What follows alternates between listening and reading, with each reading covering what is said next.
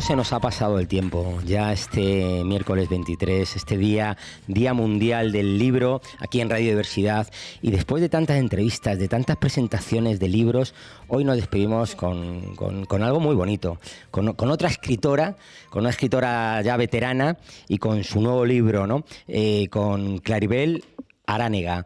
Hola, Clara, ¿cómo estás? Hola Carlos, buenos días. Muy bien, aquí esperando hablar contigo un ratito. Pues encantadísimo.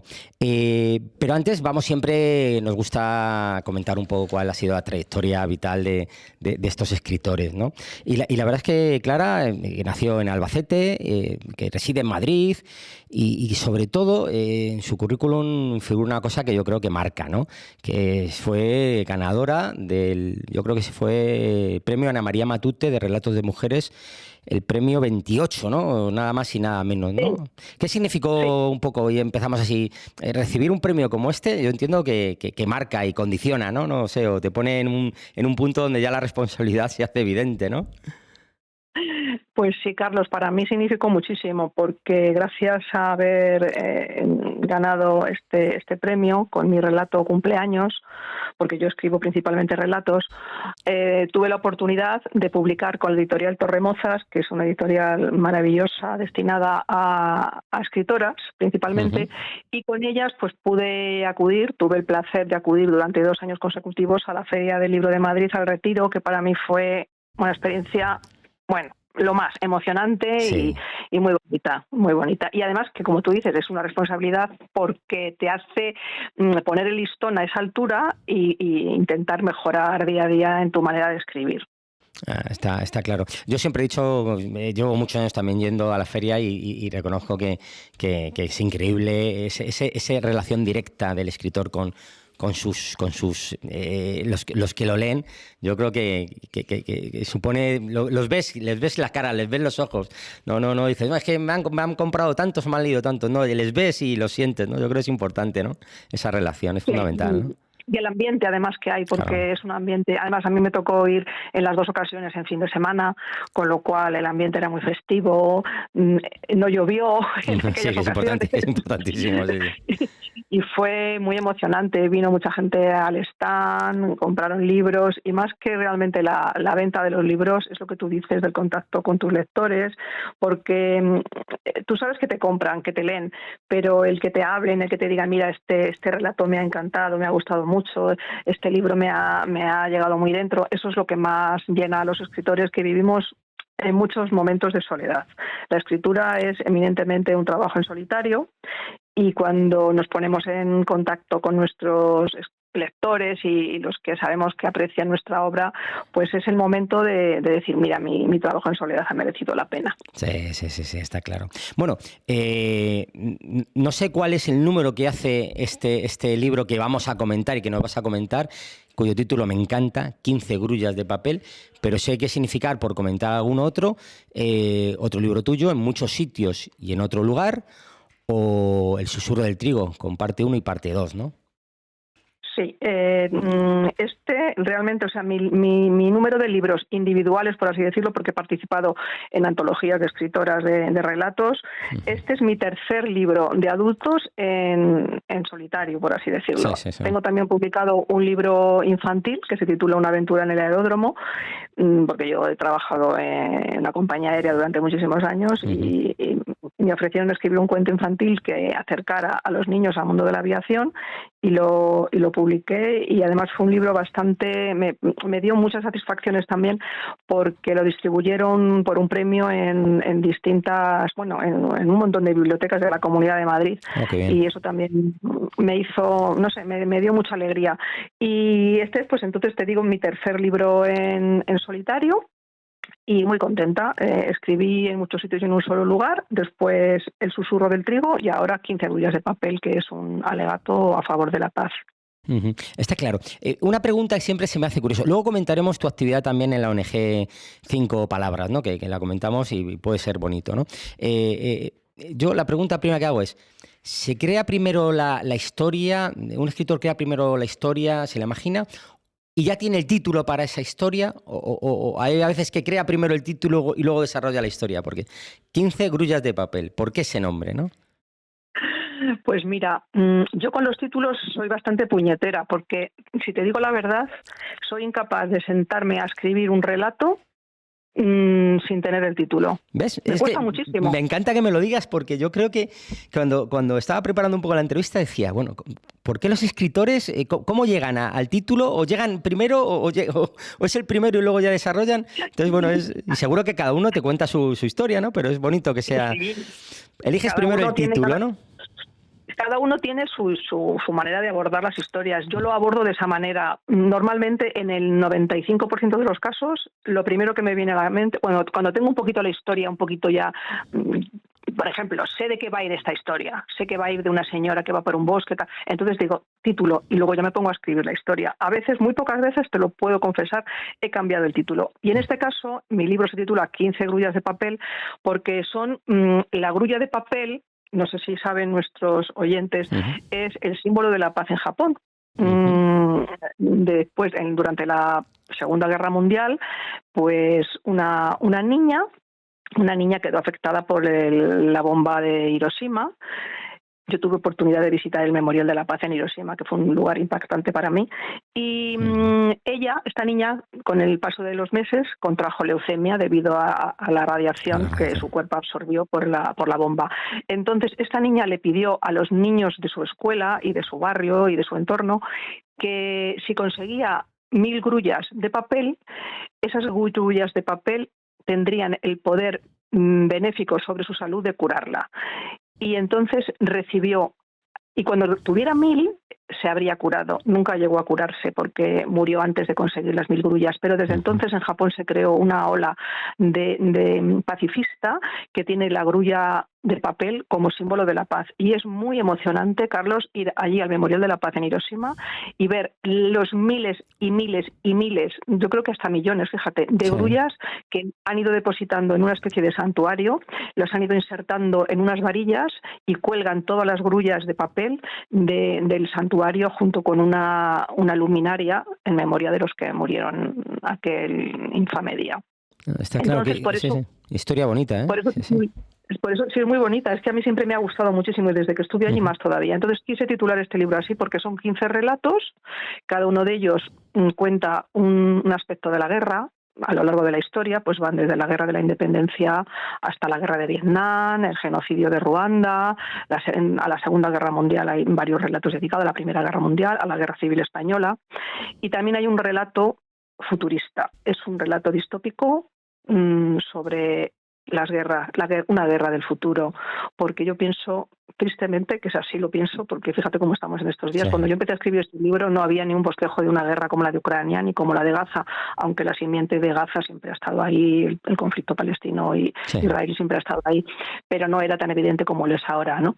Entonces, creo, tristemente, que la guerra la lleva el ser humano en su ADN o desde que el hombre es hombre, desde que el ser humano nació, y que por desgracia este relato que se titula La última victoria de Marilyn es una historia que nos cuenta que las guerras van a seguir en el futuro, por desgracia, por una otra razón. Podrán ser de tipo climático, de tipo biológico, de tipo tecnológico, pero por desgracia las guerras van a estar ahí. Y luego, como me quedé, son 15 relatos, pero luego tenía como ahí, como que me bullía en el interior, los escritores siempre nos bullen ahí cosas, ¿no? Yo tenía como una asignatura pendiente porque me di cuenta cuando terminé de escribir que me faltaba algo en el relato, me faltaba algo en el libro, perdón. Y entonces, pues tengo, al final del libro, hay una página que pone 15 grullas de papel y una propina doble de sorpresa, y es porque tenía que escribir algo relacionado con la guerra de Gaza y el genocidio que está ocurriendo en ese lugar. Y hay dos relatos, uno que está visto desde el punto de vista de Israel, porque en las guerras todos perdemos, tanto los que atacan como los que intentan defenderse. Y otro relato desde el punto de vista de los palestinos. Y eso es lo que te puedo contar. Es un libro bastante... Es duro el libro, ¿eh? Es duro. En la reseña posterior pongo que ni la sencillez de su portada ni la candidez de su título nos deben confundir a los lectores, porque realmente es un libro duro.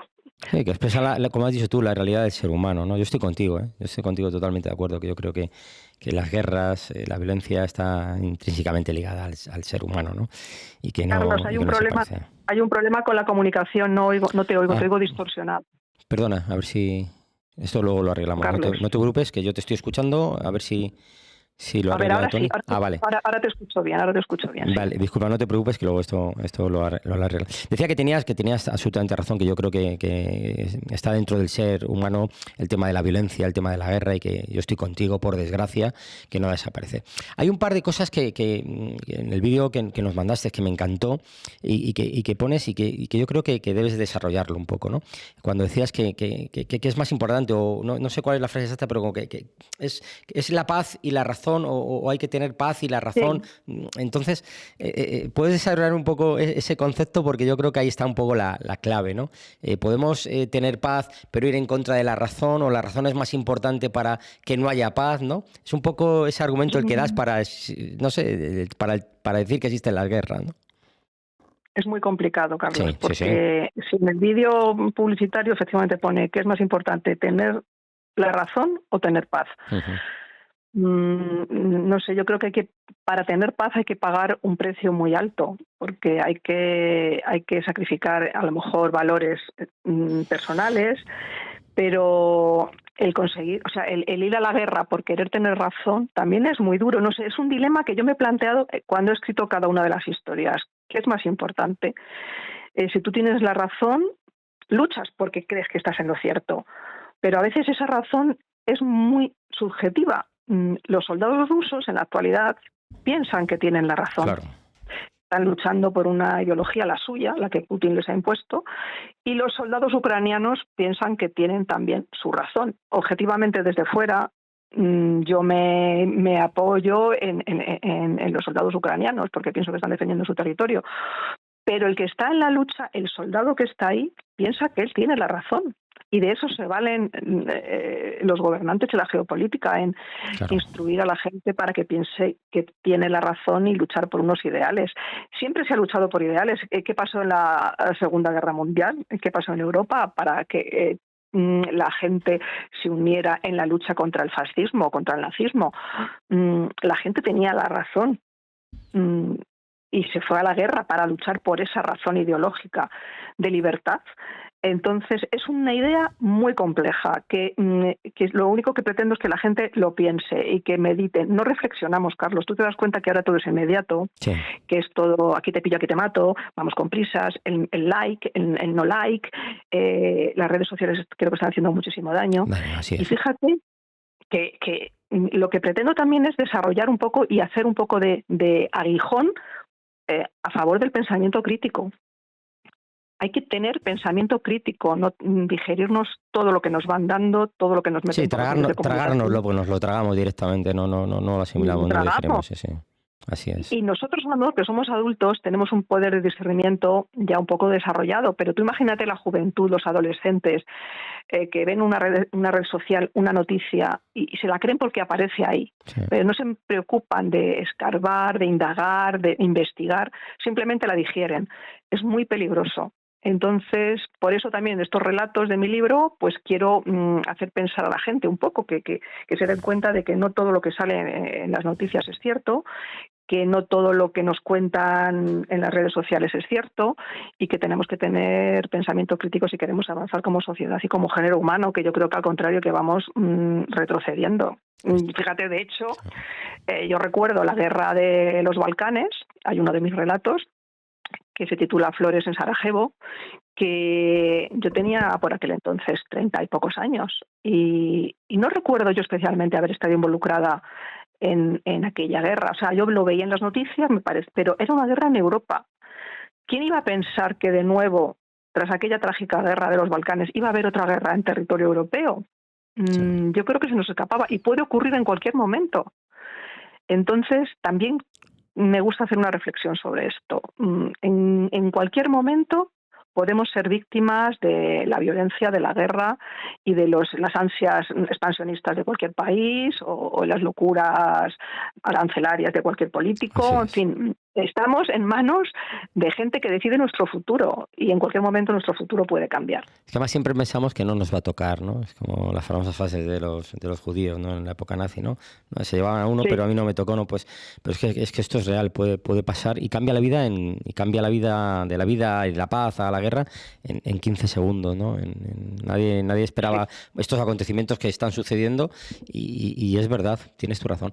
Oye, ¿cómo se expresa el dolor, el sufrimiento, sin caer un poco en ese pesimismo? Yo entiendo que tiene que ser muy difícil escribir con estas características que tú comentas de temas tan complicados como es una guerra, con esas dos vertientes, además, esas dos posiciones que son antagónicas y que además piensan que tienen la razón. Es fácil, entiendo que tiene que ser difícil, ¿no? Es complicado, pero siempre hay un toque como de humor, por así decirlo, o Ujú. humor negro, vamos Sí. a, vamos a, a ser más, no sé.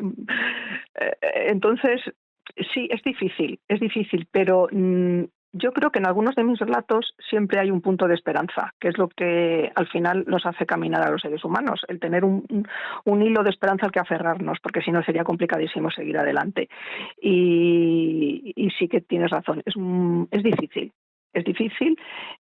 no, no dejar que el lector se hunda en la tristeza y en la desesperanza y tirar con algún rasgo de la personalidad de los personajes o algún giro en la historia para que se convierta en un relato con cierta carga de esperanza, porque si no sería tremendo. Ah. Pero es complicado, ¿eh? Sí, sí, no, tiene que ser muy, muy, muy difícil. Yo pensaba en ese toque un poco siempre de humor que le da sonrisa dentro porque sucede en todas las guerras, ¿no? Que siempre hay momentos humanos, momentos que hasta para el humor dentro de lo terrible que es el sufrimiento de una guerra. Hablas de los jóvenes y hablas un poco de cómo se sitúan ante las noticias y ante el mundo, ¿no? Yo creo que los libros es fundamental para tener esa visión crítica y la lectura, y cada vez es más complicado, ¿no? ¿Cómo crees que se puede hacer, ¿no? Porque tu libro forma parte de eso, ¿no? De decir, oye, tener un espíritu crítico, ¿no? Saber que la historia se repite, ¿no? Y que ahí está, y estos relatos te tienen que hacer llegar al corazón y pensar, ¿no? Entiendo que es así, ¿no? Sí, y la educación que forma un papel fundamental Sí, en la juventud.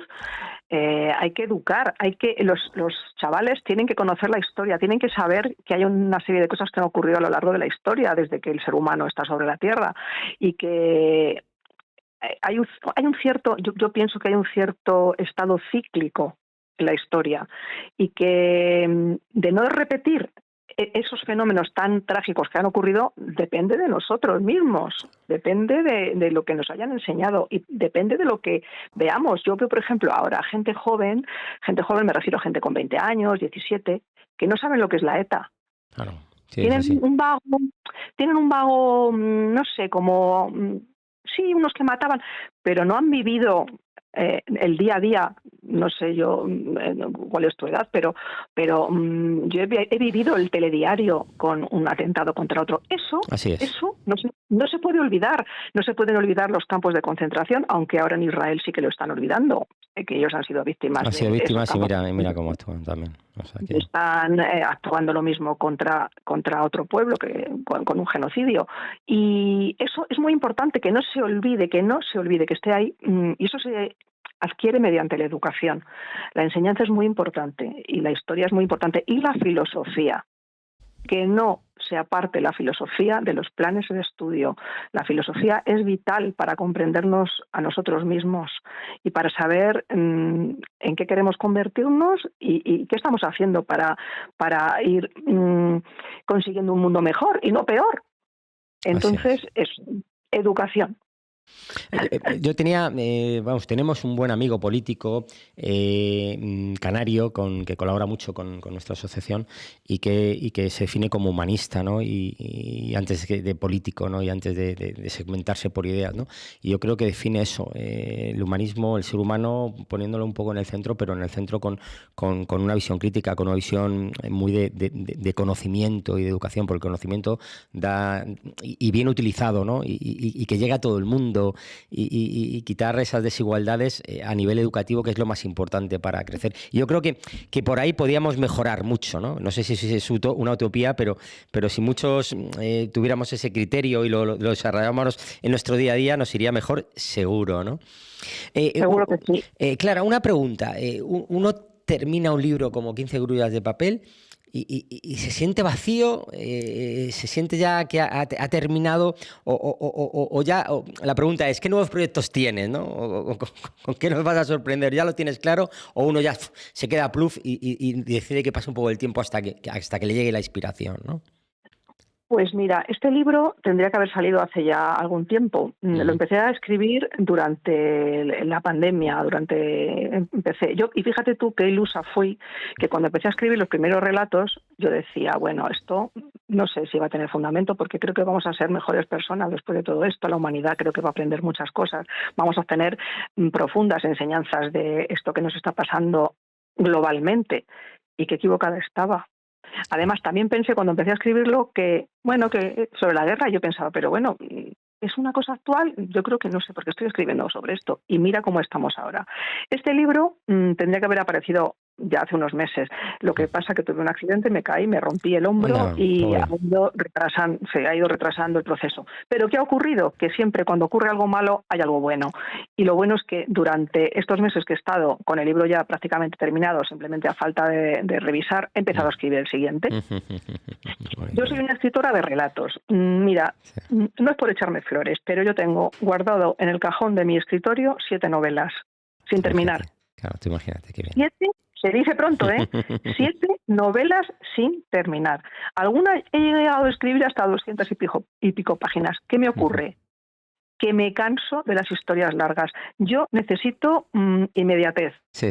Relatos cortos. Hay algunos de mis relatos podrían convertirse en novelas perfectísimamente. Claro, De hecho, algunas de desarrollándola, estas sí. novelas que tengo guardadas proceden de relatos que he ido extendiendo. Claro. Pero a mí me gusta el relato. Yo creo que es una forma muy rápida de comunicarte con el lector. Se pueden contar muchísimas cosas si lo haces bien. Tiene un tempo muy establecido.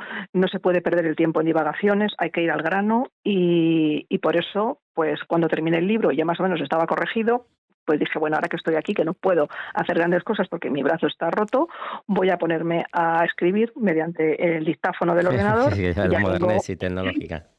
eso viene bien. O sea, hay que coger Sí, las cosas buenas de la tecnología aquí, para claro está. aplicarlas ¿sabes? La inteligencia artificial igual, hay que aplicar las cosas buenas de la inteligencia artificial, pero no dejarnos subyugar por ella ni engañar por sus veleidades. No. Entonces, durante esos meses que he estado un poco paralizada mi vida, pues me he dedicado a escribir el siguiente libro. Es un libro que ya tengo el título, porque es que no puedo, ya te he dicho antes, que fíjate que voy a la mitad y lo primero que pensé fue en el título, ya tengo hasta la portada diseñada y todo. Y es un libro que se va a titular Lo Invisible y que va también de relatos y sobre pues eso, esas pequeñas cosas de la vida diaria que no vemos, pero que están ahí en el fondo de las personas y que las hacen ser como son y las hacen convertirse en historias y no sé, ahí estoy, a ver qué sale. Muy bien, Lo Invisible, la verdad, que lo recordaremos y a ver si podemos charlar cuando lo publiques. Bueno, coméntanos un poco editorial, dónde podemos comprarlo, por favor, que esto es importante. Es muy importante, sí, mira, como es el Día del Libro hoy, es un día de difusión de los escritores, de contacto con los lectores. Este libro es 100% benéfico. Yo todos los libros que he escrito, excepto los que he publicado con la editorial Torremozas, son íntegramente sus beneficios para la ONG 5 Palabras. ¿Qué somos en 5 Palabras? Ya nos conocéis porque Sí. hemos ido a vuestras entrevistas muchas veces, una ONG que intenta convertir el mundo en un lugar más digno y justo a través del arte. Los escritores que colaboramos con 5 Palabras ofrecemos los beneficios de nuestros libros para las causas. En este momento, ¿a quién estamos ayudando? Estamos ayudando a una persona damnificada por la Dana de Valencia, que ha perdido todo con 67 años.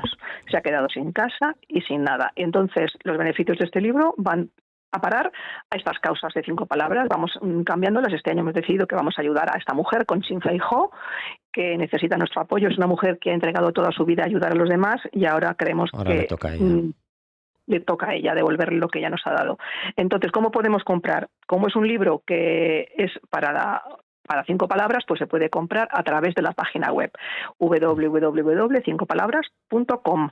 Ahí hay una pestaña que nos dirige a un link, Olayo Art, que es una empresa que está colaborando con nosotros y que nos da muchísima difusión en exposiciones como la que tenemos esta tarde de inauguración en la Casa de la Cultura de Collado Villalba, de la gran pintora Paloma Olayo, que es especialista en arte japonés sumie. Es un arte precioso, minimalista y con una ternura y es un arte maravilloso. Entonces tenemos la exposición esta tarde y Olayo Art está participando también en esta exposición, que es la que la promueve. Y entonces a través de la página web de 5 palabras podéis conseguir 15 grullas de papel. Es un libro estupendo para regalar por el Día del Libro. Así es. Y para sentarte un ratito a tomar un café. Lo bueno de los libros de relatos, Carlos, es que tú puedes leer un relato que puede tener 6 o 7 páginas y dejarlo, y a los 4 o 5 días volver a coger el retomarlo, siguiente. Sí, así es. O empezar por el último relato, dices, bueno, pues a ver, voy a ver los títulos. Uy, a ver, pues qué interesante este título. Uy, esto se titula Volver a Kesan. ¿De qué irá esto? Bueno, pues te adentras en esa historia, la lees, la dejas en tu corazón y nada más. Entonces es lo que pedimos. Queremos convertir el mundo en un lugar más justo a través del arte, y los escritores que colaboramos con 5 palabras, pues lo hacemos de esta manera, que es como sabemos hacerlo. Pues Clara, ya nos despedimos. Muchísimas gracias, mucho éxito en tu andadura, mucho éxito con este libro que suena muy interesante y por favor comentarte que agradecemos que hayas entrado con nosotros en nuestra Radiodiversidad, en Asociación La Barandilla, que también promueve de una forma un poco más diferente, pero también estos valores con la gente también que necesita nuestra ayuda, y hacéis una labor también maravillosa. Y te alabo. O sea que muchas gracias y mucho éxito. Y gracias por hablar con nosotros. Muchas gracias, Carlos, y os deseo a todos un feliz Día del Libro. Venga, todos a leer, como locos. Como debe ser. Un fuerte abrazo, Clara. Adiós. Gracias. Y ya nos despedimos porque ya este Día del Libro ha terminado. Esperemos que os haya gustado nuestra programación y, por favor, comprar libros y leerlos. Un fuerte abrazo. El sabor auténtico de Jaén lo tenemos en los aceites de la marca Jaén Natural. Auténticos olivos que son fuente de salud. Añade un chorrito de aceite a tu vida y saborea lo mejor del campo en tu mesa. Ofrecemos a nuestros clientes aceite virgen extra con la más alta calidad del mercado. Llama al 91 813 64 57 y aprovecha nuestra oferta especial de aceite virgen extra con entrega gratis en tu casa. Di que llamas de parte de Radiodiversidad. Conoce nuestro aceite en Jaén Natural. www.jaennatural.es. Recuerda llamar al 91 813 64 57.